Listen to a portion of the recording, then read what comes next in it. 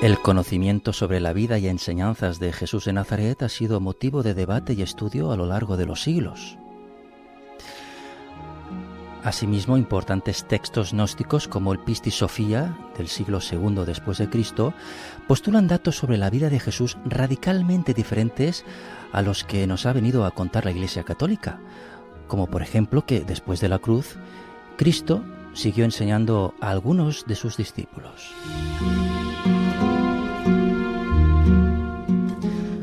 Precisamente nuestro siguiente invitado, tras varias décadas estudiando los textos sagrados, apunta que existe una enseñanza oculta de Cristo antes y después de la cruz. Y hoy vuelve al programa para seguir presentándonos algunas de sus conclusiones respecto a la llamada enseñanza oculta de Cristo o enseñanza post-cruz.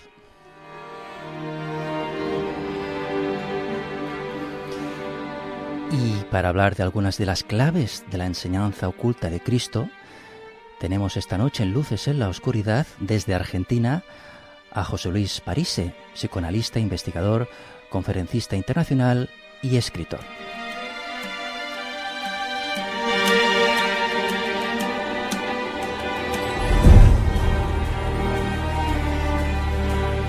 José Luis Parise, muy buenas noches.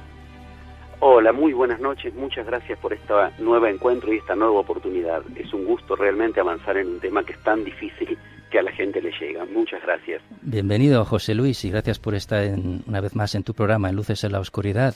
Bueno, antes de seguir porque hay que decir que hicimos una entrevista con nuestro invitado hace unos meses, ¿verdad?, que hablamos de esa enseñanza oculta de Cristo tras la cruz. Hoy vamos a dar algunos datos más, vamos a recordar algunos otros, ¿no? Pero antes de empezar, José Luis Parise se considera un buscador entre la oscuridad, ¿podemos decir así? Bueno, la verdad que sí, pero también debo decir, con mucho gusto, encontré.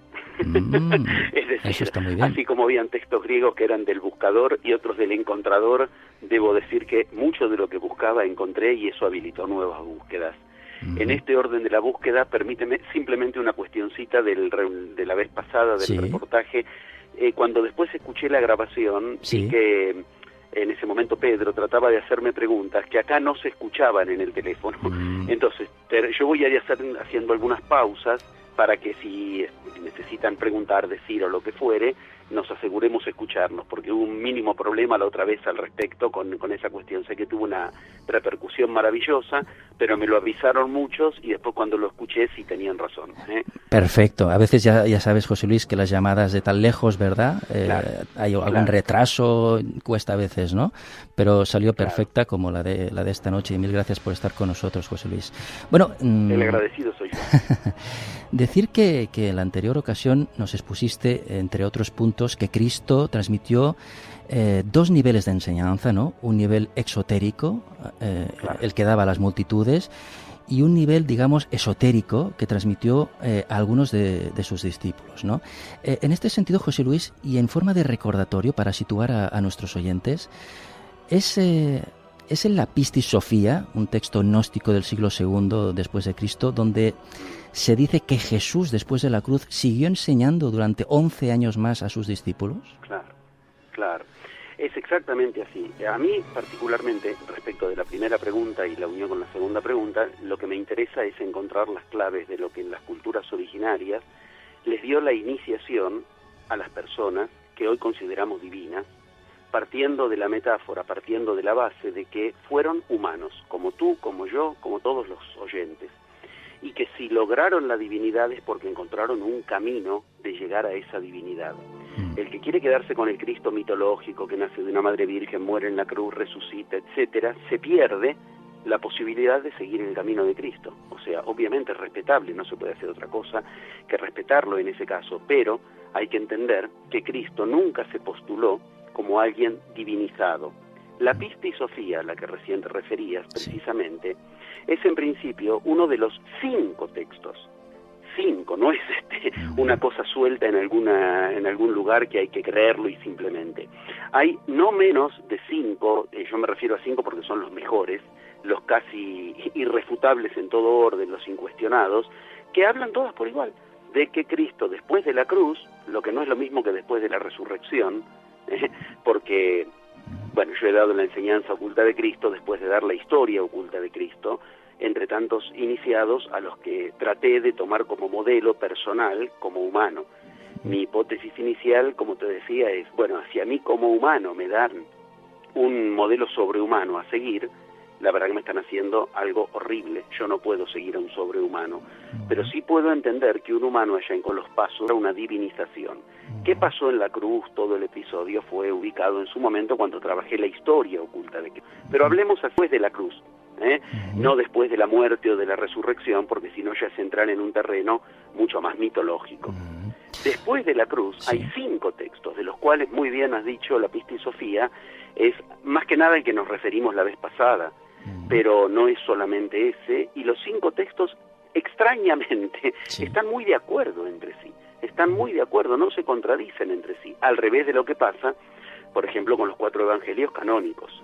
La Pistis Sophia, que si bien se supone escrito en el siglo II, es de relatos que son arrancan de contemporáneos a Cristo, es uno de esos 5 textos donde dice literalmente, y así empieza en la Pistis Sophia, a ver si me lo puedo acordar más o menos literalmente, pero algo así como lo más cercano a: después de la cruz, Cristo mantuvo 11 años de reuniones, de encuentros con los que habían sido sus discípulos, con otros, y les siguió enseñando.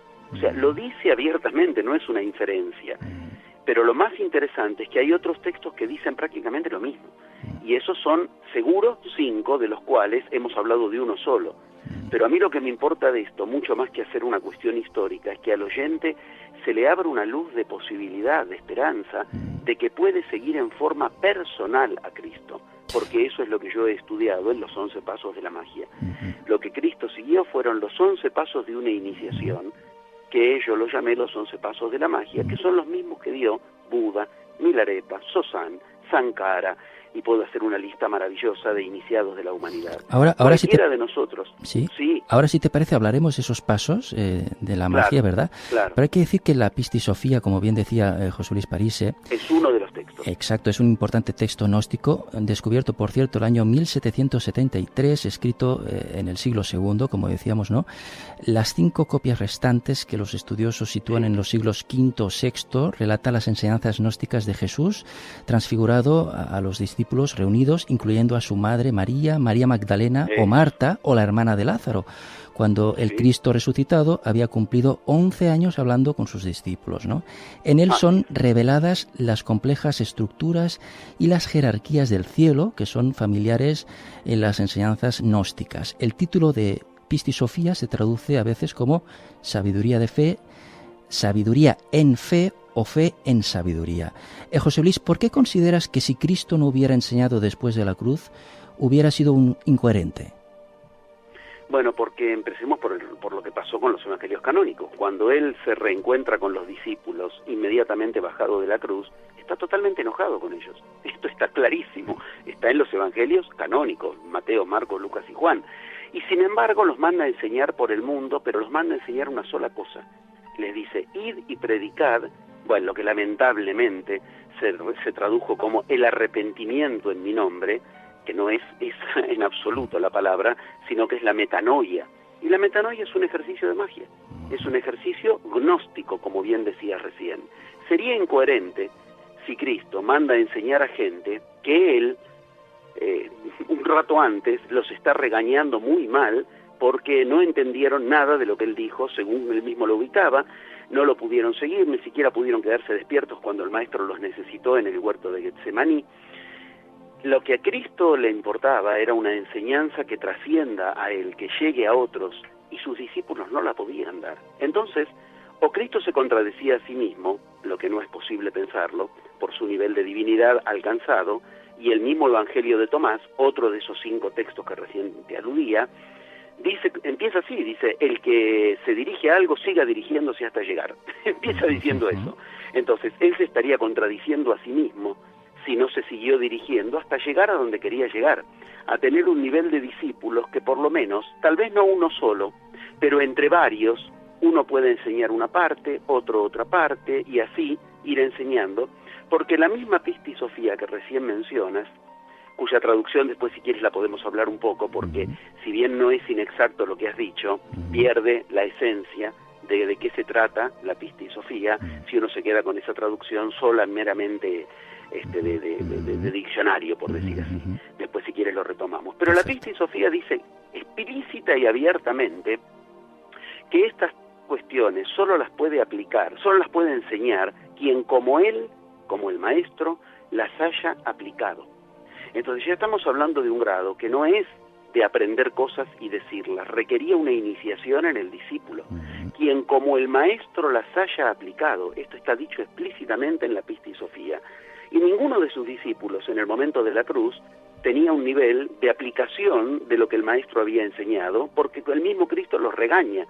Entonces, o Cristo se contradice a sí mismo, insisto, descartemos esa posibilidad, porque el mismo Cristo enseña que hay que seguir dirigiéndose hasta llegar, y cuando llegáis os turbaréis, y después de turbados, si continuás, tendréis el reino. Claramente le pasó a él, se turbó después de la cruz con los discípulos, pero continuó.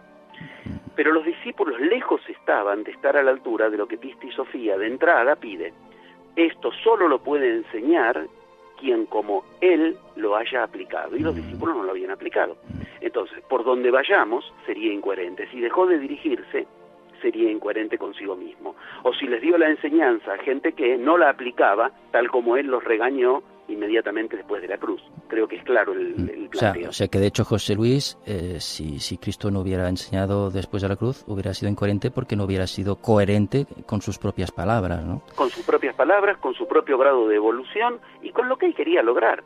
A la larga, él quería lograr un claro revolución en el humano que lo acerque a lo divino. Él lo dijo claramente y está en los evangelios canónicos: sed santos porque yo soy santo. Él no quería que miremos la santidad sentados en la primera fila de la iglesia y que el santo esté en la cruz, o sea, el Papa, o el santo después de morir. Él invitaba a la santidad, y lo que llamaba santidad era un grado de lo que en la gnosis se llamaba perfección. ¿Qué quiere decir perfecto? El que avanza a través del defecto, el que avanza por el defecto, a través del defecto. Entonces, que uno se turbe por el defecto y tenga que avanzar, te hace perfecto. Perfecto no es sin errores. Ahora, hay que entender que Cristo ese grado lo tuvo que alcanzar. Y hay algunos evangelios que de esto hablan con claridad, dando señales de los canónicos de que Cristo iba a algunos lugares, no tengamos miedo a decirlo, no solo a enseñar, sino a aprender. Pero hay otros evangelios que casualmente son los que no se canonizaron, y que eso es un favor que nos hicieron a los humanos, porque entonces no estuvo sujeto a los caprichos de los papas de turno, de los reyes de turno, pero que esos no canonizados se conservaron intactos y que cuentan abiertamente a dónde iba a aprender qué Cristo y qué pasó, y nos muestran un humano como cualquiera de nosotros, pero con un grado de conciencia muy elevado gracias a esos 11 pasos que dio.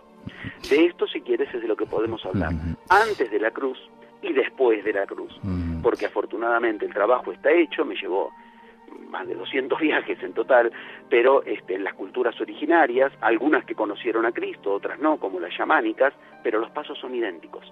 Y después de la cruz, Cristo recién accede a un grado mucho mayor de su propia divinidad, que quedó registrado no solo en la pistisofía, sino en cosas mucho más íntimas, por decirlo así, que han escrito sobre Cristo. No sé si de esto quieres que hablemos o entramos en algunas de las temáticas, pero lo primero que hay que entender es que nadie puede enseñar iniciación, que es lo que la pistisofía pedía, iniciarse. Al iniciado había que enseñar para iniciarse, que es lo que le dice a Lázaro cuando lo saca de la caverna, después si quieres lo hablamos. Nadie lo podía enseñar por simplemente saber, estudiar o aprender del tema. Había que aplicarlo como el maestro. Eso era lo que enseñaba Cristo. José Luis, ¿tú consideras que la enseñanza más espléndida del Cristo más espléndido es la enseñanza oculta del Cristo postcruz, ¿no? Y que trasladó, Seguro, como bien decías, a algunos de sus discípulos, ¿no? Hablabas de esa iniciación, no hay duda, de esa enseñanza, sí, no tengo ¿verdad? la mínima duda. En la anterior entrevista creo que hablamos un poco del conflicto entre Magdalena y los discípulos de Jesús, que de alguna manera queda al descubierto al leer el Evangelio de Magdalena, ¿no? José Luis. Exacto, es otro de los 5 textos. Muy bien, me estás ahorrando decirlo, yo te lo agradezco muchísimo, Jordi. Efectivamente, el Evangelio de Magdalena, la pistisofía, el Evangelio de Tomás, ya tenemos ahí 3 de los 5 textos. En el de Tomás y en el de la Pistis Sofía y en el Evangelio de Magdalena no hay la menor duda. Había en Cristo y alrededor de Cristo el mismo problema que puede haber en tu vida y en la mía y en la de cualquiera. La familia enfrentada con los discípulos, pensémoslo así. La familia enfrentada con los amigos, una cosa muy normal, muy cotidiana, y es maravilloso ver a Cristo, qué hizo ante eso, cómo operó, aprender de qué hacía para resolver los problemas. No pensemos en un Cristo que no tenía problemas cotidianos, porque no nos serviría su enseñanza. Efectivamente, y una de las cosas más simbólicas para lo que estamos abriendo, en lo que ahora estamos hablando, es que lo que le regañaban muy mal los hermanos de Pedro a Magdalena es que si a ti te enseñó eso, lo que nos enseñó a nosotros no tiene nada que ver, porque eso que te enseñó a ti sería, y ahí está la palabra, magia, esoterismo. O sea, Cristo enseñaba en diferentes niveles. Y está claro, porque está en el canónico. Esto está claramente en Mateo, esto está claramente en Lucas, que Cristo en un momento claramente termina de dar una parábola a todos, por igual, a la multitud, vuelve a su carpa y los discípulos se le acercan y le dicen, bueno, te lo digo de un modo coloquial, maestro, no entendimos nada, ¿por qué les hablas en parábolas? Y él les dice, a ellos les hablo en parábolas para que no entiendan, a vosotros se os transmite la palabra para que comprendáis. O sea, él daba 2 niveles de enseñanza, una, lo voy a decir con respeto, pero sería la mejor palabra, una especie de marketing, de publicidad, para hablar con cosas muy interesantes, pero muy espectaculares, pero muy anzuelo ante la multitud. Y un discurso tremendo, profundo, enorme, convulsivo, revolucionario, que es el discurso iniciático que se lo daba solo a los discípulos. Los hermanos accedieron a un nivel, nada más, excepto Tomás. Tomás sí accedió al nivel iniciático. Los demás, Pedro, Andrés, los que en la Biblia son mucho más, bueno, la Biblia misma los nombra iletrados, esto no lo digo yo, lo dice la Biblia, que eran personas muy primitivas en cuanto a muy brutos, por decirlo rápido, a ellos no les dio ese nivel de enseñanza. Después de la cruz se reencontró con Tomás, obviamente con Magdalena durante un tiempo, y tuvo otros más. Yo la vez pasada creo que aquí lo llegué a contar, lo que hizo con el que llamamos Pablo, Saulo de Tarso, que fue un trabajo genial, que ahí uno ve que cuánto tiene que aprender cada humano de lo que aprendió a hacer Cristo, porque Cristo a Saulo, que era su enemigo principal, le aprende a utilizar la misma fuerza que en Saulo estaba presente, la del temor a las luces que veía, al tábano. Cristo conocía la pólvora porque Cristo tenía rama y seña y los eseños conocían la pólvora, y le tira pólvora alrededor, le enciende, lo enceguece y ahí le habla. Claro, el otro no sabía si estaba en visión o no. Y esto está claramente dicho en la Biblia canónica, en el segundo libro de los Corintios, capítulo 12, está dicho claramente. Está claro. Yo desde hace 11 años, dice Pablo, yo desde hace 14 años, 11 en la Pistis, yo desde hace 14 años hablo con Cristo, y dice, por favor que se entienda esto, no sé si en cuerpo, no sé si fuera del cuerpo, no lo sé, pero yo hablo, o sea, él mismo no tenía claro. Después viene la iglesia y nos dice, bueno, ahí lo que hubo fue una visión porque Cristo ya había muerto, desencarnado, y le hablaban, bueno, ya esos son los mitos. Pero el mismo Pablo no lo tenía claro, y a Pablo le enseña muchísimo, y le enseña cosas que no les había enseñado a los discípulos antes de la cruz. Ahora hablaremos, ¿qué le enseña? Sí, ahora hablaremos, favor, si te parece, de Pablo, José Luis, pero me ha quedado claro que Jesús enseñó a María Magdalena conocimientos diferentes a los que pudo enseñar a los otros discípulos, ¿no? Una de las reflexiones o enseñanzas que tú apuntas, enseñanzas de magia que Cristo le trasladó a María Magdalena, fue: donde está la mente, está el tesoro. Eso, sí, señor. Esa es la primera enseñanza, y es donde termina el Evangelio de Magdalena. Eso es un apotegma de magia. Eso que le dijo ahí es como aprendemos a pensar los que nos interesamos en la iniciación en forma personal, que es lo que en la antigüedad se llamaba los magos. Aprender a poner la mente donde quieres que esté el tesoro, el resultado que no alcanzas, el tesoro, lo que en tu vida quieres lograr. Para aprender a poner la mente ahí, había una técnica, pero había un camino interior. Esa técnica y ese camino interior produjo una casi pelea en la India. No olvidemos que la Pistis Sofía misma revela que en la primera incursión de Cristo a la India tuvo que volver escapando de los brahmanes, porque literalmente lo querían matar, porque él estaba divulgando secretos de magia a todo el que lo quisiera escuchar. Pero años después de la cruz, vuelve a la India, y ahí logra enseñar también en la India a través de otro, a través de Tomás. ¿Qué enseña? Enseña que si logras poner la mente donde quieres que esté el tesoro, entonces, efectivamente, obtendrás la realidad que quieres. No nos olvidemos que es lo último que le dice a los discípulos. Si logras permanecer en esto, después veremos en qué, que él les había enseñado, les dice literalmente, esto está en Juan 15 de la Biblia, lo que queráis será hecho. O sea, esto era magia pura, esto era para hacer lo que queremos, no era solamente una cuestión para después de la muerte tener un sector VIP en el cielo, very important person en el cielo, sino que esto era para hacer lo que queremos, el tesoro, lo que queráis. Para eso había que aprender a poner la mente, y para eso, aprender a poner la mente, Cristo enseñó básicamente 3 cosas después de la cruz, y 5 en total desde la cruz, si contamos el primer momento, los primeros tiempos después de la cruz, y 3 muy, muy claras cuando más tiempo avanzó después de la cruz. O sea, al principio fueron 5, y después se concentró en 3. Una de ellas produjo en la India un cisma que se tuvo que resolver, y esto es histórico, con personajes muy claros, que uno de ellos encarnaba, por decir así, la palabra de lo que Cristo enseñaba, y el otro decía, no podemos seguir a eso, y tuvieron que entre ellos hacer un debate. Si quieres te puedo dar los nombres, te puedo dar todos los datos, sí, por favor, sí. Y entre ellos tuvieron que hacer el debate. Estamos hablando de cuestiones muy históricas, no son leyendas, está registrado. Ese debate entre, Jika se llamaba uno de ellos, y el otro Hawang, y esos dos son 2 maestros, pero super maestros en la India, pero Jika lo seguía a Tomás, que enseñaba la enseñanza de Cristo, y ganó Jika el debate. Eso hizo que en la India tengan que aprender de Cristo, así como él había aprendido de la India. Porque en la India se resuelven así hasta hoy los temas. Esto yo lo vi en mis viajes, igual que con los chamanes, que tuve el honor de que me recibieran.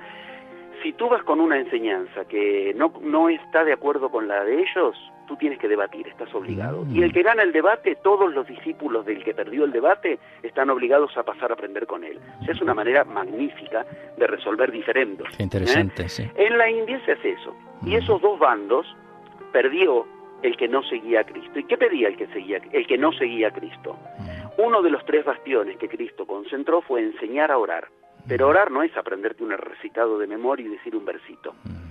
Orar era aprender a concentrar en la mente 3 cosas.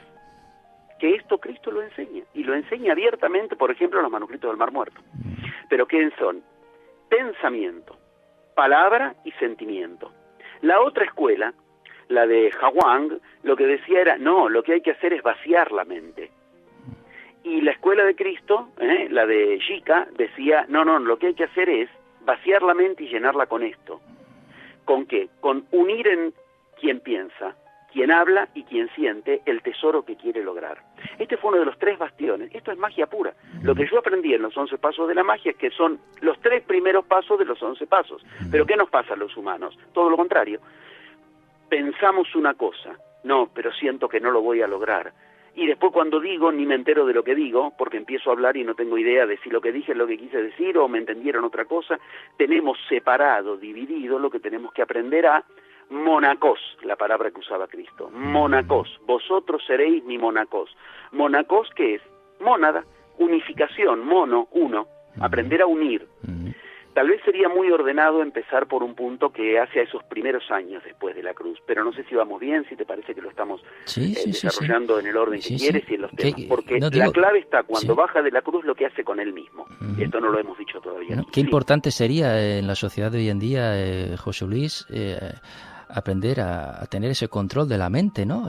Porque en la mente está en nuestro tesoro, ¿verdad? Todas nuestras deficiencias, todas nuestras inseguridades, muchos de los problemas que sufre el ser humano es porque no tiene ese control, ese equilibrio. Hay una clave enorme.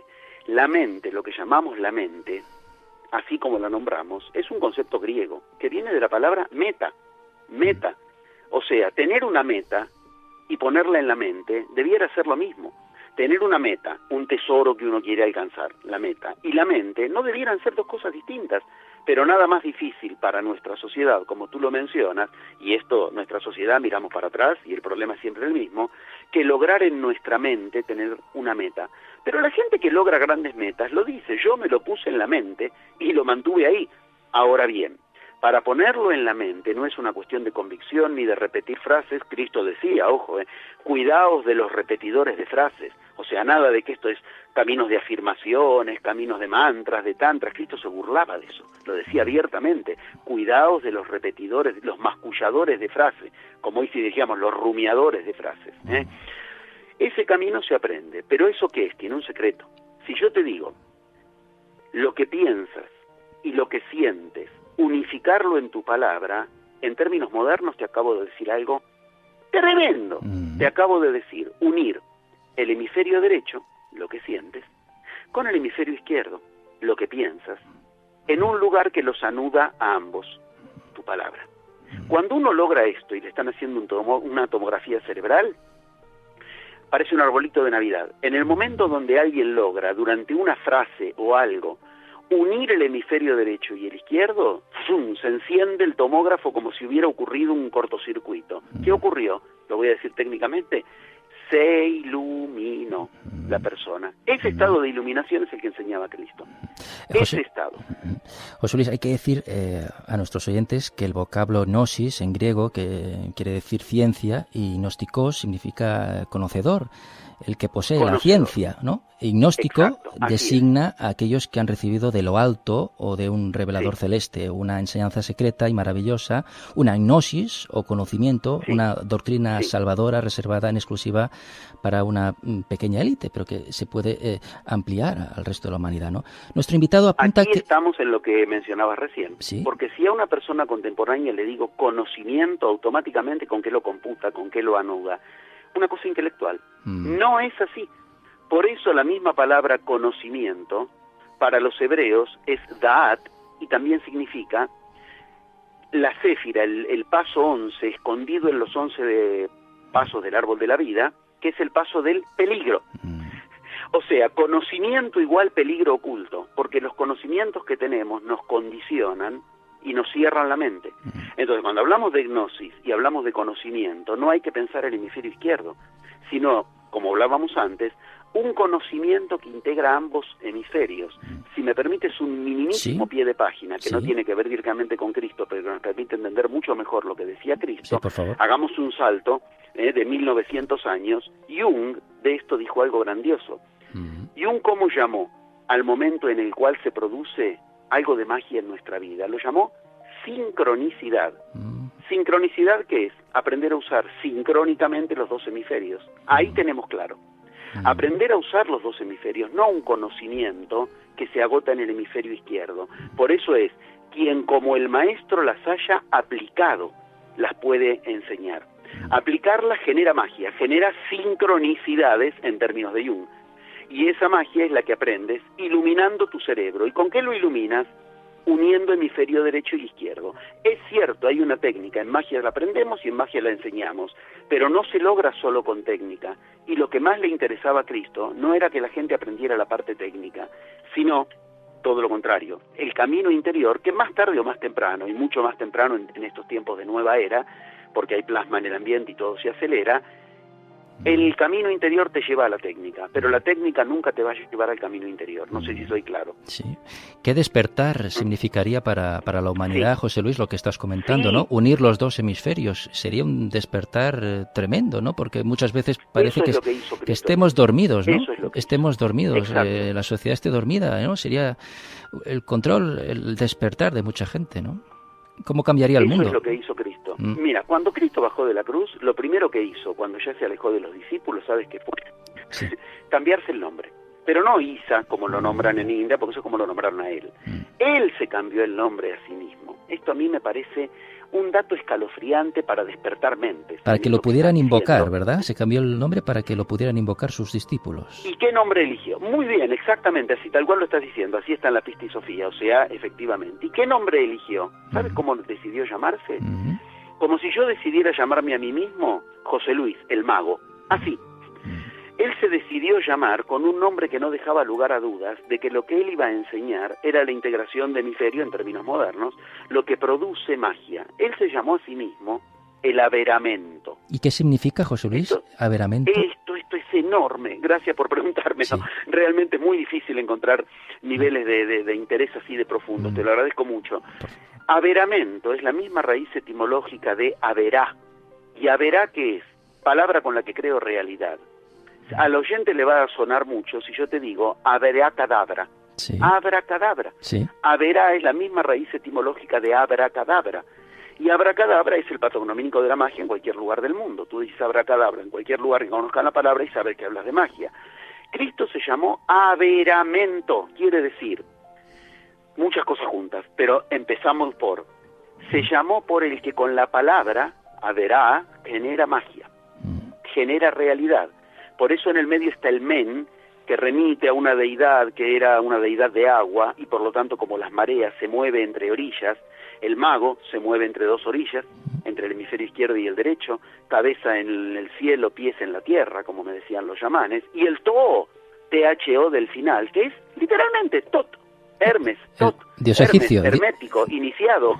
O sea, Cristo se nombró mago e iniciado a sí mismo en cuanto bajó de la cruz, para que no quede oportunidad de que se suponga que se podía seguir su enseñanza sin generar realidad, sin hacer magia. Hoy todavía hay gente que habla de magia y vos que la realidad le queda lejísimo de lo que enseña. O sea que averamento, lo que pretende. Averamento, José Luis, Averamento. tiene la raíz hebrea de averá, como bien dices, ¿no? Que significa creo en la realidad hablando. Exacto, yo creo en la realidad hablando. Averá, recordemos, averaje dabar. Averaje dabar es la raíz verdadera de abracadabra. A ver, dabar, averaje dabar, abracadabra. Dabar es la manera hebrea de decir palabra creadora, lo que sería el logos para los griegos. En el inicio es el logos. El método de la magia te enseña eso. Primero nombra lo que quieres. No lo podés dar por sentado si no lo nombras. Yo en mi cabeza lo tengo claro, no sirve para nada eso. Yo ni al taxista le puedo decir a dónde va si lo tengo en mi cabeza claro, se lo tengo que decir. Dabar es la palabra que crea realidades. Otro día con más tiempo, si quieres, vemos dónde Cristo aprendió esto. Sí. Porque esto lo aprendió en la India del Bhagavad Gita. Krishna, la deidad misma, se le encarna al humano, al hombre, a Arjuna. ¿Dónde? Esta es una pregunta hermosa. ¿Dónde? ¿En el perro? ¿En la lanza? Porque él era un capitán, un general de ejército. No, se le encarna en el auriga, el taxista, el cochero. Auriga, aurícula, escucha. La divinidad no se escucha. Espera que le digamos, una palabra bastará para salvarnos. Pero cuando decimos palabras que no escuchamos nosotros mismos. Entonces, ¿qué ocurre? No generamos dabar, no generamos palabra creadora. Averá, averamento, es la palabra aramea para nombrar eso mismo. A ver, soy claro. A ver, esta parte si te resulta que me voy muy a lo técnico, me dices y tratamos de decirlo un poco más coloquial. O sea que, José Luis, ¿consideras que averá es una de las claves más profundas de la magia como palabra, ¿no? Y a su vez la terminación, la terminación to hace referencia, como decías, a la divinidad Tot, del dios egipcio de la magia también. Exactamente. Y también, así es, por eso, de la magia, magia, hablamos de magia. Y hablamos de Cristo, hablamos de magia. Y el men, sobre todo el Cristo después de la cruz. Y el men de la vera. Sí, y el men del medio, digo. Sí. Perdón, sí, dime. Digo que estamos dividiendo la palabra para que los oyentes puedan entender el significado, ¿no? Claro. Y el men, de averamento, el men del medio, que aparece en el medio, remite a la emuná o credibilidad. Bueno, perfecto, así es, muy bien, sí señor. ¿Y qué era la emuná o la credibilidad? Lo único que había que tener para generar magia. Lo que pasa es que a nosotros nos tradujeron todo mal, o sea, es terrible, porque a nosotros nos traducen eso como palabra fe, emuná, que significa digno de fe, lo tradujeron como hay que tener fe. O sea, todo lo contrario. La emuná es el origen de la palabra, mira que lo que te voy a decir, emuná es el origen de la palabra amén. Quiere decir, es el imanota, el imaná, el imán que hoy tienen los musulmanes, el que genera con su palabra realidad, porque él tiene fe. Es lo que para los griegos era la pistis, el que con su palabra logra todo, porque todo gira alrededor de él. Ese men, precisamente, del averamento, como bien dices, dice, con mi palabra tengo que tener una credibilidad absoluta, ¿ves? Seguir dirigiéndose hasta lograrlo. No, yo dije que voy a hacer algo y no lo voy a hacer. Es todo muy coherente, es todo muy maravilloso si uno entra en una lógica de Cristo y no se conforma con una mitología simplemente. Ahora bien, ese haberá, siguiendo con esa coherencia, es lo último que les dice a los discípulos, cuando todavía no había subido a la cruz, y les dice, dad la verká a los que os ofenden. Esto nos lo traducen como amaos a los que nos ofenden. No tiene nada que ver. La verká es la baraka, la famosa baraka, que hoy los musulmanes la conocen muy bien, pero que antes de Mahoma ya existía desde siempre. La verká, el averamento, la baraka, todo eso se traduce de un solo modo, magia. O sea, Cristo eligió nombrarse con algo, con un sonido que a cualquier persona que hablaba en arameo, y todos tenían algún tipo de cercanía al arameo, porque el hebreo y el arameo se parecen mucho, el árabe y el arameo se parecen mucho, inclusive en algunas cosas el sánscrito y el arameo se parecían mucho, aunque con raíces distintas, orígenes, pero esta era una manera de nombrarse abiertamente, que lo que había que aprender era iniciarse en magia. Ese baraka, ese verá, es lo que él iniciaba. ¿Y cómo lo sabemos? Mira lo que te voy a decir. Sí. Ni siquiera me voy a los 5 textos que hablan de después de la cruz, de los que nombramos 3 nada más recién, pero ni siquiera me voy ahí. Mira, ¿sabes dónde está esto? En la Biblia, en Lucas, en el episodio de Lázaro.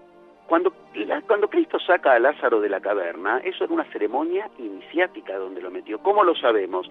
Porque antes de que lo saque, cuando los otros discípulos, los que no estaban al tanto y no tenían iniciación todavía, como hablábamos antes, se enteran de que a Lázaro lo pusieron en la caverna, está en la Biblia canónica, se les escapó, se les filtró, les quedó ahí, dicen todos, vamos con él, queremos entrar con él, ¿cómo vamos a querer morir con él? Esa era la iniciación a la que algunos accedían y otros no. Lucas cuenta claramente que Lázaro sí, porque Lázaro tenía parentesco directo con Magdalena y una historia de la historia oculta de Cristo que ya era de Belén en otros casos. Me llevó mucho tiempo en Barcelona, hace 4 años tuve el honor de que ahí me reciban y hace 20 años en Argentina, pero bueno, hace más a la historia, no tanto a la enseñanza. Pero ¿qué es lo interesante? Cuando sale Lázaro de la caverna, ¿cómo lo saca Cristo? A nosotros nos traducen una cosa horrible. Sal, Lázaro, levántate y anda, parece un militar dando una orden. Arriba, vamos a correr. No, Cristo no hablaba así. Cristo tenía una palabra que conmovía la tierra cuando hablaba. Lo que Cristo le dice es, escucha el sonido de lo que te voy a decir. Talahabar. Bar es el origen de baraka. Bar le dice, sal y créate a ti mismo, fructifícate en magia. Bar, la misma palabra que después se va a nombrar, averamento, abar, la misma trilítera en hebreo. Ves que él los iniciaba en magia. Cuando salió, le dijo, sal a hacer magia. Sería la manera más simple. Fructifícate, sal y haz magia. O sea, ya lo había nombrado mago. Y adelante de todos lo nombró mago. Le dijo, tal, bar. Bar es una palabra que es baraka. Y es como hoy decir, imago. A cualquiera le suena fácil que ahí hay un mago, aunque yo esté hablando en latín cuando digo imago.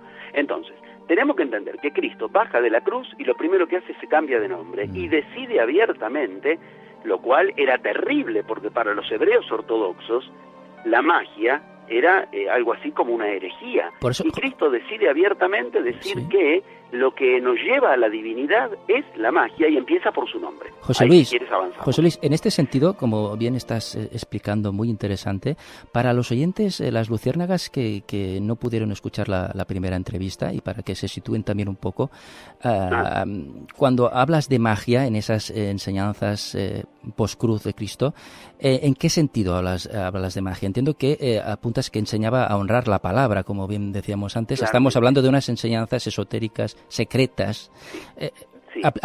Para aclarar un poco el concepto de magia en ese sentido. Sí, perfecto, muy bien, muchas gracias por la pregunta. Sí, señor. Cuando hablamos de magia hablamos concreta, rigurosa y exactamente en términos de Cristo, de la baraka de la que hablábamos antes. ¿Qué es la baraka? La baraka incluye una etimología que es una joya de la humanidad, que está también en abracadabra, el ar y el ka, ¿ok? Se escucha, baraka. Del bar ya hablamos. Bar significa iniciación, magia, significa eso que buscan los chamanes, que tanto yo fui a las montañas, a las selvas y me lo enseñaron, conectarte con el espíritu de la montaña, el espíritu del sol. Por eso cuando yo voy a Barcelona digo, yo voy a dar plenario tal día, van a ver que el sol va a estar ahí, pero unas horas antes o después va a estar la lluvia, pero en el momento que empieza la jornada nunca va a llover, pero la lluvia va a estar cerca, pero siempre va a haber sol. Hablarle al espíritu, a la baraka. La baraka se comparte con el universo. Ahora, la baraka incluye dos cosas más. Bar incluye el ar y el ka. Acá tenemos la respuesta a lo que me has preguntado. El ar es una palabra clave. Karma, por ejemplo. El carnero era una manera que se nombraba a Cristo, que se mantenían las mismas letras. El karma, cuando hablamos de el dharma, cuando hablamos de palabras sagradas, tenemos el ar. ¿Qué es el ar? Ar es lo que Yahvé le dice a Noé que tiene que armar cuando se viene, que lo mismo que ahora, un diluvio. Ahora es un diluvio de plasma desde el 22 de diciembre del 2012. En ese momento fue un diluvio de agua. ¿Y qué le dice? Armate un arca. ¿Ves que es baraka? La misma palabra. Ar significa literalmente iniciación. La palabra ar significa iniciación. Por eso lo tenemos en tarot, en karma, abracadabra, las tenemos en palabras que son muy relacionadas con la magia. Iníciate, le está diciendo. Y para eso le dice el Ka. ¿Qué es el Ka? El Ka, que está en Baraka, no perdamos de vista de qué estamos hablando, a lo que alude el nombre con el que Cristo se nombra cuando baja de la cruz y se nombra averamiento, el Bar, remitía al Baraka. El Baraka, Ka, ¿qué es Ka? Ka, H-A, es como los egipcios nombraban, y empieza otra vez la historia, al que con su lengua puede crear realidad. Si tú miras el jeroglífico que se llama Ka, sí. K-H-A, vas a ver algo que es tal cual, es un resumen de todo lo que estamos hablando hoy aquí. El jeroglífico que para los egipcios, y Cristo estuvo en Egipto, y está avalado por la Biblia canónica, está todo coherente, perfecto, demostrable hasta por los canónicos mismos. En Egipto, Ka, ¿qué es? Si tú miras el dibujito del jeroglífico, es una lengua con dos brazos alrededor. Listo, está todo claro. Nosotros recurrimos a las palabras para hacer cosas. Eso es Ka. Quiere decir, Baraka es alguien, Ar, que se inicia, Ka, alguien iniciado en la magia. Baraka, esa es la magia de la que hablábamos. Alguien que logra con su palabra ordenar la realidad. No te olvides que es lo que dijo Cristo, cuando le empiezan con la dieta, con el vegetariano, el no vegetariano, ¿por qué comes esto? Y él dice, lo tenían a Juan y le decían que no comía, lo tenían a Elías, me tienen a mí, me dicen comilón y bebedor. Ah, entonces, momento, no se trata de dietas. Cristo dice que a él le decían comilón y bebedor. Y él ahí dice esa frase terrible, porque no es lo que entra en tu boca lo que va a pudrirte, lo que sale de tu boca pudre tu vida. ¿Y qué es lo que sale de tu boca? La palabra. El poder en la palabra está, y les dice literalmente, de en verdad os digo que seráis juzgado por cada palabra que hayáis dicho. O sea, la palabra como lugar clave. ¿De qué hablamos cuando hablamos de mago? Contestando concretamente a tu pregunta. Quien con la palabra genera realidad. Por eso tiene que demostrar que con su palabra genera realidad. Y ahí volvemos a comienzo del Pistis Sofía. Quien como él lo aplique, no quien pueda hablar de la magia, quien pueda hablar de la iniciación y no lo lleve a cabo, no lo pueda realizar. Esto es lo que me enseñaban los chamanes. Sí. Mírale la vida, José Luis, a quien quiere enseñar. No le mires cuánto sabe. Saber es fácil. Lo difícil es que la vida genere lo que él quiere con ese saber. Disculpa, me parece muy bien. Está claro, está claro. No digo que para nuestro invitado, para José Luis Parise, una de las pruebas de que se relacionaba a Cristo con la magia es la inscripción que se lee en una vasija de 2000 años de antigüedad hallada en el año 2008 en Alejandría, en la que se puede leer textualmente en griego Dia Christo o Goistais, o Cristo el mago. Exacto, así es, lo has dicho perfecto. Y goi es la misma etimología de magoi, mago, punto, sí. Cristo el mago. Si bien es cierto, ninguna persona en este planeta puede demostrar que esa vasija perteneció a Cristo, bueno, todo coincide demasiado cerca. Fue datada en la misma época en la que Cristo estuvo en Alejandría. Menciona a Cristos. Correspondía al tipo de vasija que usaban quienes estaban en ese estilo de comunidades. Bueno, ladra, tiene 4 patas, mueve la cola, tal vez sea un perro. O sea, entendamos, esa vasija puede llegar a ser de Cristo o de alguien cercano, pero es un dato más, solo no es concluyente. Pero en medio de todo lo que estamos diciendo es una ficha de rompecabezas que ordena la figura de un mago. De hecho, No es que yo digo que dicen, Cristo se nombró así. Y de hecho así se nombra a Cristo como el Malguaya. ¿Qué es el Malguaya? El Malguaya es el nombre el nombre iniciático. A mí me lo han dado los queros, cada uno de nosotros tenemos un nombre iniciático en iniciación que se usa cuando logras iniciarte. Eso se llama para los hebreos el Malguaya. Y el Malguaya de Cristo era el averamento. Y esa palabra no deja lugar a dudas. Pero no es solo esto. Cristo enseña a orar como se enseña en magia después de la cruz. Cristo enseña 3 conceptos revolucionarios después de la cruz, y los 3 son conceptos de magia. Enseña a partir de un estilo distinto de oración, como el que antes comentábamos. Entrar en una unión diferente con el universo, porque lo que mi palabra dice, yo veo que el universo responde. ¡Ah, la pucha! Entonces entre el universo y yo hay una conexión mucho más allá de lo humano. Empiezo a conectar con lo divino en mí. Entonces, esa conexión superior es el concepto de amor, que nada tiene que ver con lo que nos dijo la Iglesia. Oración, amor, para cambiar el tercer concepto. El concepto sin el cual, si no lo cambias, no puedes revolucionar tu vida. José Luis, no hay iniciación. José Luis, el concepto ahora, de muerte. Sí. Ahora hablaremos del amor y del concepto de la muerte, pero entiendo que bajo tu investigación de tantos años, bajo tu tesis, tu estudio, consideras que en realidad Cristo no enseñaba ni una religión, ni una filosofía, ni ningún dogma al final, ¿no? Enseñaba magia que tiene como base, como bien dices, la firmeza de la palabra o la pisis, ¿no? Sí. Además... si me preguntas esto y me preguntas de qué Cristo, yo te tendría que preguntar. Si es el Cristo precruz, como a todos los que nos iniciamos, salvando las infinitas distancias, pero es el mismo camino. Por eso yo un libro mío lo llamé El Otro Camino. Ese es el camino, o sea, el otro camino, el camino de la divinidad en cada uno de nosotros. A todos los que nos iniciamos nos cuesta mucho tiempo y mucho recorrido tomar conciencia de qué estamos logrando, qué estamos haciendo, si vale la pena o no, si estamos locos o si esto es una maravilla. Bueno, el Cristo precruz, hasta un tiempo antes de la cruz, no es que él tenía tan claro todo, no es que él es una persona que de entrada tenía todo claro y se puso a enseñar, y esto él lo dice con claridad más de una vez en los mismos canónicos.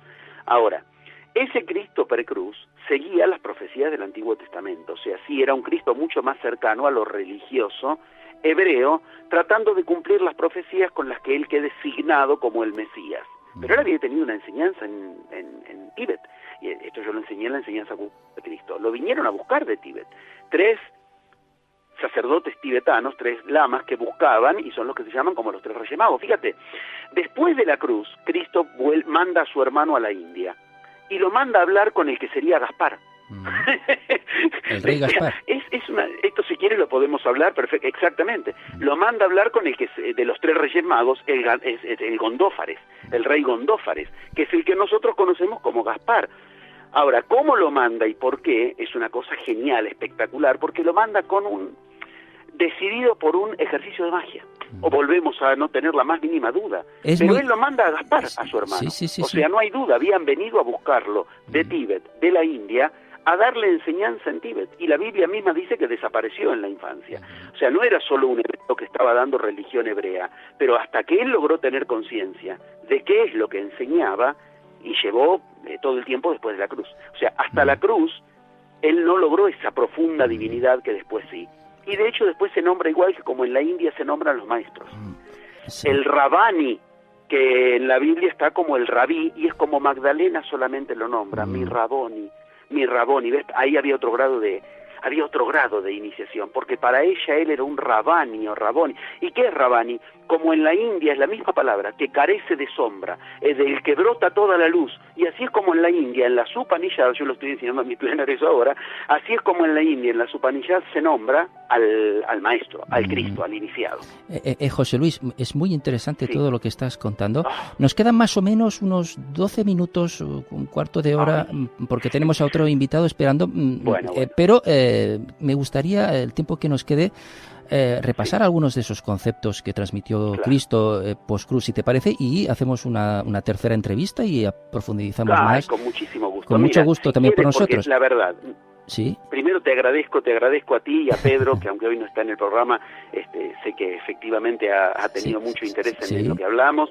Te lo agradezco y se lo agradezco, y a la audiencia, sinceramente, aún con el problemita de la vez pasada de que yo no llegaba a escuchar las preguntas que me hacían. Creo que ha sido una entrevista extraordinaria, pero te voy a proponer algo. No sería serio de mi parte pretender en 11 minutos, aunque sean 11 y son los 11 pasos de la magia, abrir semejante tema, porque estamos hablando de lo que en la India significó una revolución. Sería como tirar una bomba y bueno, nos vemos. Me gustaría, José Luis, si hablar contigo. Te cuento un poco la historia de lo que pasó con Cristo después de la cruz. En el evangelio que menos hemos nombrado hasta ahora, de los 5, una vez contada la parte histórica, quedó despejada, y la vez que viene contamos qué enseñó. ¿Te parecería bien? Perfecto, sí. Muy bien, José Luis. Entonces, el evangelio al que todavía no hicimos referencia, hicimos 3, y tangencialmente a otro hicimos referencia. A ver, ordenemos. La Pista y Sofía habla de Cristo después de la cruz, y lo muestra como un mago con todos los detalles que recién dijimos, hasta el nombre de un mago, etcétera. El Evangelio de Magdalena, el segundo, donde se cuentan esas historias de alcoba entre Magdalena y la familia de Cristo. Magdalena como esposa y discípula primordial de todas. El Evangelio de Tomás, que ese sí es un evangelio recontramil confiable, nada que ver con Marcos, Lucas y Mateo.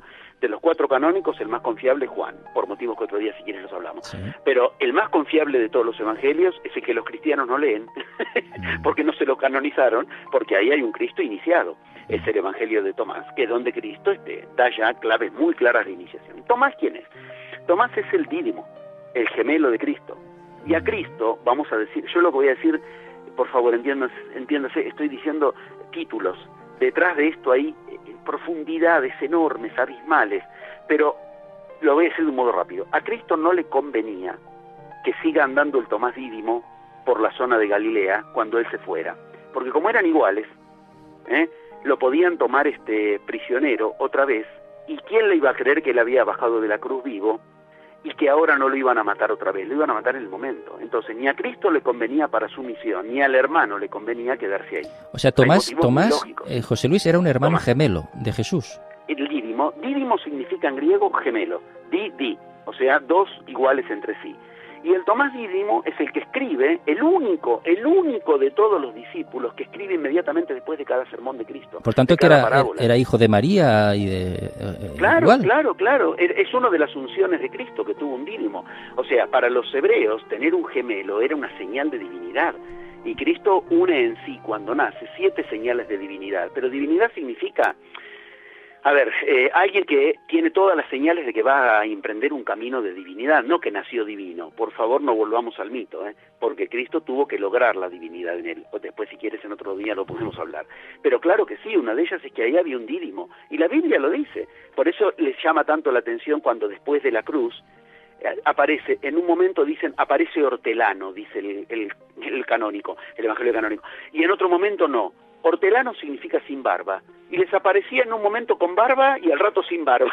Claro, uno dice un hecho anecdótico, no, pero Cristo con las heridas que tuvo antes de la cruz se tuvo que afeitar la barba, y el hermano seguía teniendo barba, y entonces llamaba mucho la atención, y por eso en la Biblia consignan ese dato tan extraño. Y después, hay muchos momentos de las supuestas bilocaciones de Cristo que tienen que ver con que los que no sabían que ahí había un dídimo, porque no todos lo sabían, porque no todos los que lo seguían eran hebreos, y no todos eran íntimos, se sorprendían de que lo veían, estuvo hace un rato allá y ahora está acá. Bueno, la cuestión es que no hay duda, está escrito de 1000 maneras que ahí había un dídimo. Dídimo es el Tomás el dídimo, Ese sí que importa, porque ese era el único, que cuando Cristo terminaba de dar una enseñanza, un sermón, una parábola a la multitud, una enseñanza privada a ellos, lo que fuera, ¿qué hacía? Iba a la carpa y escribía.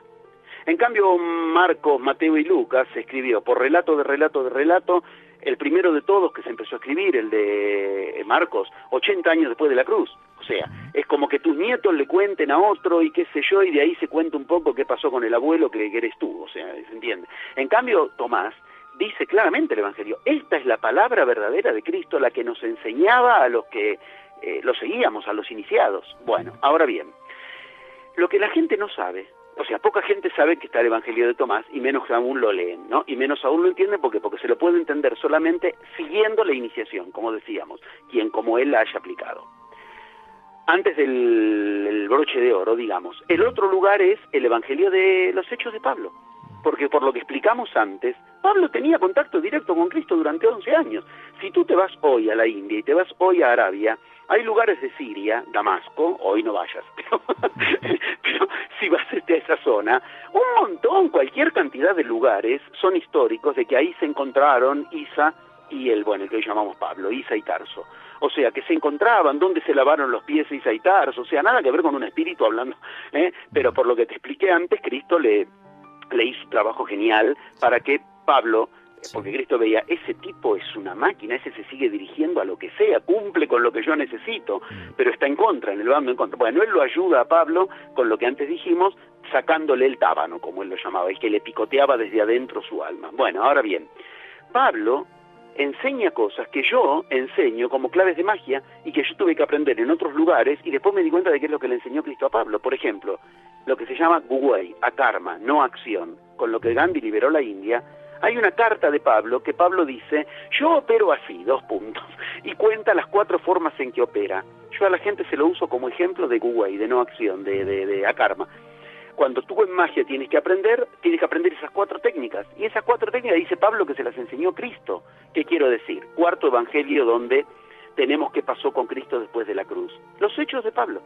Los hechos de Pablo tienen de todo, pero una de las cosas más hermosas que tiene, dentro de todo lo terriblemente de cuidado que hay ahí, porque Pablo era una persona muy delirante también, pero lo que tiene de grandioso es cuando él cuenta lo que el maestro le dijo, y a cada rato lo aclara, con esa frase que te dije antes, no sé si en cuerpo, no sé si fuera del cuerpo, no sé si en sueños, no lo sé, pero el maestro me habló. Ok, entonces tenemos 4 hasta ahora, Pista y Sofía, Evangelio de Magdalena, Evangelio de Tomás y los Hechos de Pablo. Perfecto. Yo de estos 4 es de los que enseñé más hasta ahora para enseñar después de la cruz, pero me reservé a mí mismo, una vez que a la gente les enseñe las Upanishads, los textos sagrados de la India, donde Cristo alcanzó su máximo grado de divinidad, me reservé el que te voy a decir ahora, y mi manera de agradecer al programa, mira, se me cierra la garganta de emoción, te juro. No te preocupes. Pido perdón. ¿No? Mi manera de agradecerle al programa, las tantas entrevistas que hasta ahora he tenido y que ahora me estás anunciando una posibilidad de continuidad, que vamos a continuar para semejante tema, lo voy a...